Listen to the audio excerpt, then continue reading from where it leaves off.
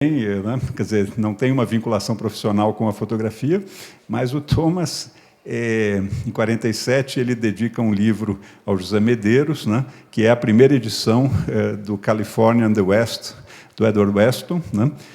Da viagem dele de 1947 aos Estados Unidos, que ele visita o Weston, os Taschen, etc., traz um livro, né? E diz do nosso grande mestre Edward Weston para o José Medeiros, né? A relação de amizade do Thomas Farkas com o José Medeiros é uma relação maravilhosa da fotografia brasileira, né? E representa esse encontro dos universos do país, né? Quer dizer, o imigrante nessa redoma que pode ser São Paulo aqui de concreto, né?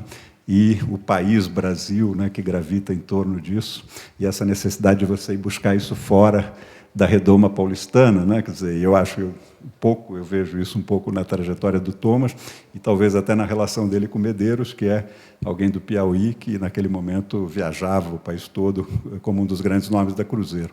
E o próprio Medeiros surpreende nessa relação, digamos, também intelectual com o Thomas em torno, né, de uma referência clássica da fotografia moderna americana, que é o trabalho do Weston. Então, eu acho que tudo isso vai se construindo pela leitura dessas biografias, das trajetórias. E aí o que vai acontecendo é que as questões vão se reduzindo, né? Os temas vão ficando mais os mesmos, né? E vão saindo, inclusive, do âmbito da fotografia para o âmbito das artes visuais. Enfim, o que eu estou querendo dizer é que a diversidade é grande, mas também a convergência é muito grande, né? E é por isso que talvez essa questão ela funcione, né? Não é talvez uma escolha a priori, mas é uma percepção de que, né, tem aí muita convergência. Bom, abrimos para o público. Vamos abrir um pouco para o público para ver se eles têm algumas questões a fazer antes de nada. Vamos abrir para o público. Boa noite. Eu vou mudar completamente de assunto. Não faça isso. Desculpa. Hoje, como que o Instituto Moreira Salles se mantém? Quem é o principal financiador do Instituto Moreira Salles?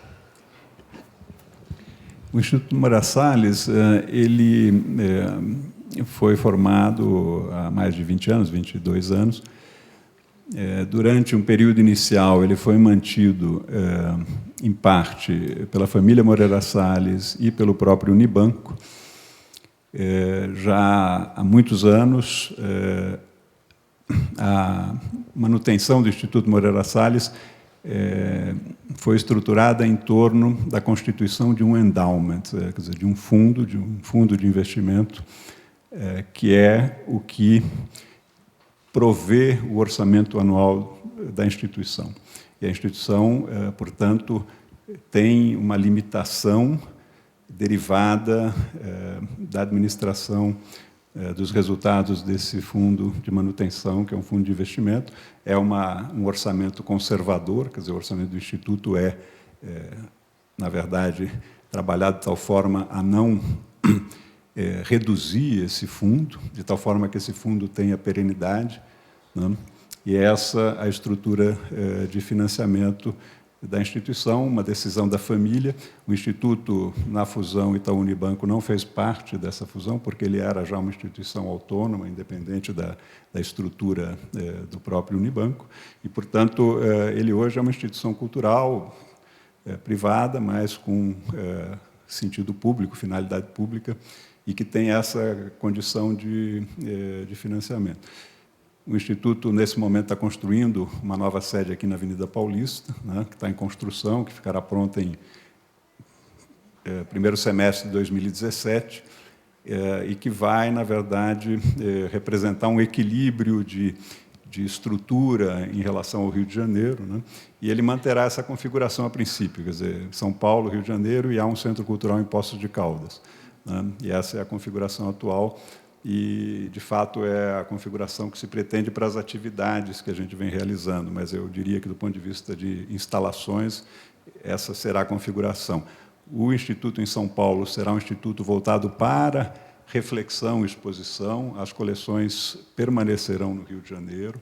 A sede aqui em São Paulo não está estruturada para guarda permanente de coleções, está estruturada para receber exposições em trânsito, etc., mas a estrutura da instituição ela foi mantida dessa maneira. Quer dizer, no Rio de Janeiro é que estão os investimentos em infraestrutura de preservação, arquivo, né, equipes técnicas, e aqui em São Paulo serão 4 andares de exposição, haverá auditório, haverá uma biblioteca, um andar inteiro voltado para a biblioteca, e o foco principal dessa biblioteca será a fotografia brasileira, mas também a fotografia internacional. E ali se pretende também um centro para debates, aulas, cursos, etc.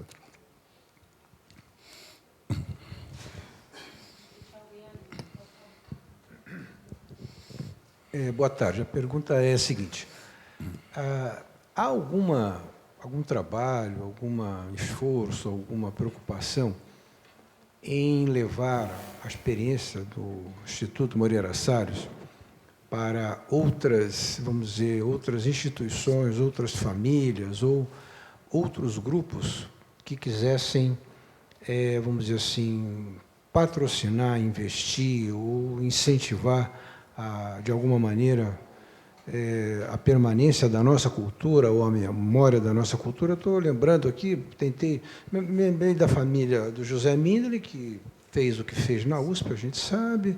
Em Ribeirão Preto tem o José Carlos Figueiredo Ferraz, que tem uma coleção. Tem algumas coleções que estão indo para a Pinacoteca, em Comodato, como do falecido Roger White, hoje dirigida pelo irmão dele, Christopher. Mas são poucos, até onde eu estou tentando lembrar aqui, são poucos essas experiências, né? Então, eu pergunto se vamos dizer, o case de vocês é exportado ou levado para outras famílias, grupos ou instituições. Não, quer dizer, a princípio, falo do meu ponto de vista, que é apenas coordenar a área de fotografia, assim, no sentido... não, eu acho que essa configuração, né, sobre como a instituição está montada, ela é dada, ela tem sido relatada nos relatórios, nas apresentações do Instituto.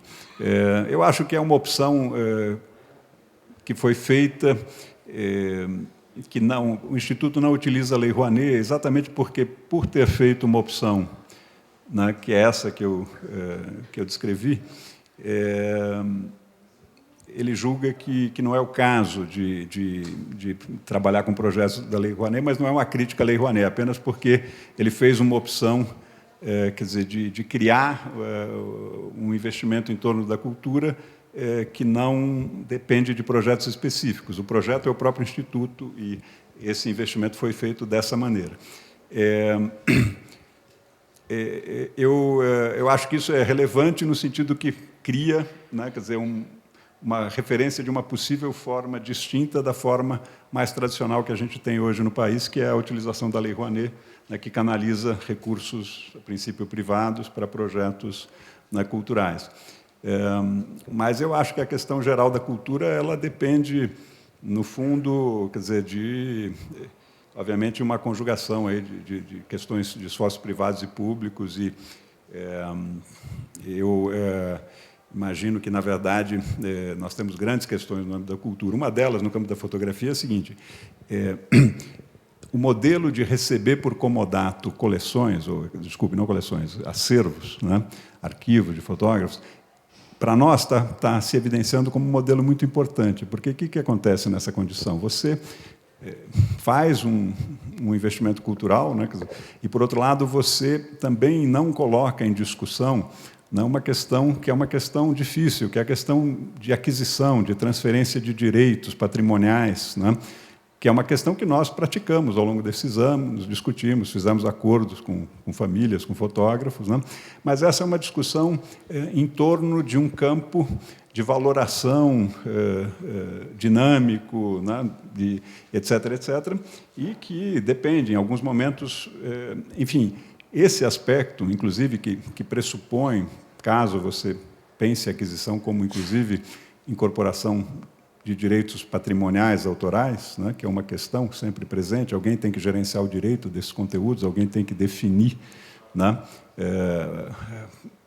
os aspectos, quer dizer, o autor tem que delegar a alguém, ou os seus herdeiros têm que delegar a alguém, ou praticar esse gerenciamento de direitos sobre a obra de um determinado artista.